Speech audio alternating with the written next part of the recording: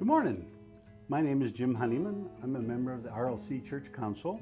I also sing in the choir and lots of other musical activities. Today I'm going to tell you the background. My devotion will be a little different. I'm going to tell you the background about a hymn that everybody knows, but know little about the story of how it came to be and how it was written. The story starts with an Englishman named John Newton. He grew up as a Christian but fell away, was impressed into the British Navy at a young age, and shortly after that was ended up on a commercial ship operation which was involved in the slave trade. He progressed through that slave trade until he became a captain of a slave ship. And in 1744, he was on a trip carrying Africans to the New World and was faced with an enormous storm that tossed the ship, threatened to sink the entire operation. In that storm, he had a vision of Christ and promised that he would change his ways and devote his life to Christ if Christ would save them from that terrible storm. When he returned to the sea, returned to England, he became good on that pledge. He became an Anglican minister and continued to develop his career as both a composer and as a preacher. In 1779, along with a poet named William Cowper, he published a book of 280 hymns, and this particular song, Amazing Grace, which you all know, was in that collection.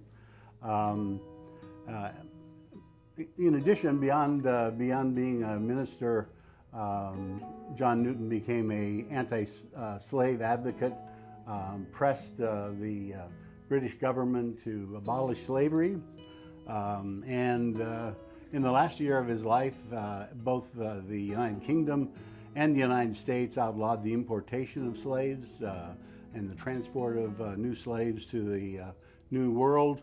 Of course, he passed away, but the UK abolished slavery in all of its empire in 1833. And of course, the US abolished slavery in 1862 with the Emancipation Proclamation. So this is a song which Newton always thought was autobiographical. I'm going to do it on the octave mandolin, which is essentially tuned a full octave below normal mandolin, so it's larger and a little deeper voice.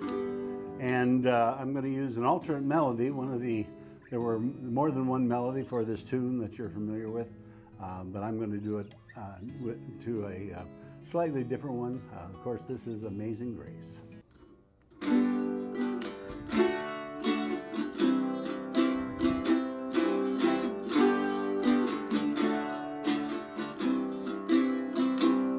Amazing grace, how sweet the sound that saved a wretch like me.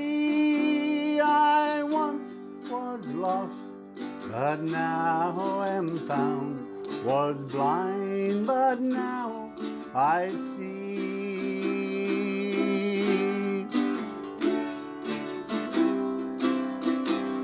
'Twas grace that taught my heart to fear, and grace my fears relieved.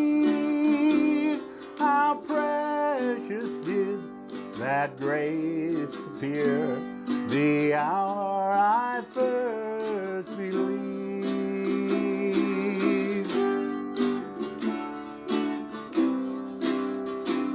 Through many dangers, toils, and snares, I have already come. This grace hath brought me safe thus far, and grace will lead me home.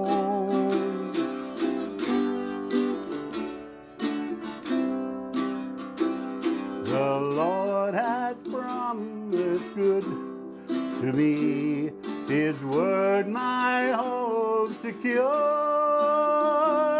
His will my shield and portion be, as long as life endures.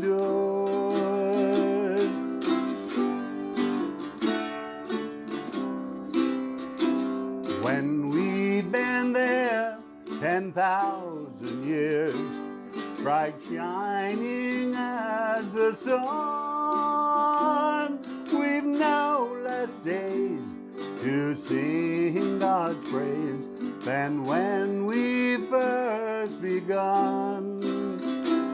Amazing grace, amazing grace, amazing grace.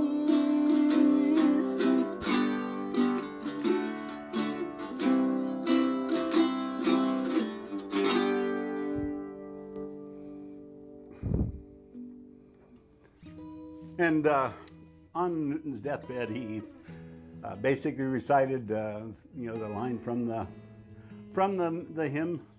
I once was lost, now I'm found. Was blind, and now I see.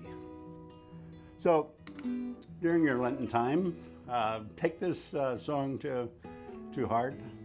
Pray for the grace that Christ brings, and have a great day.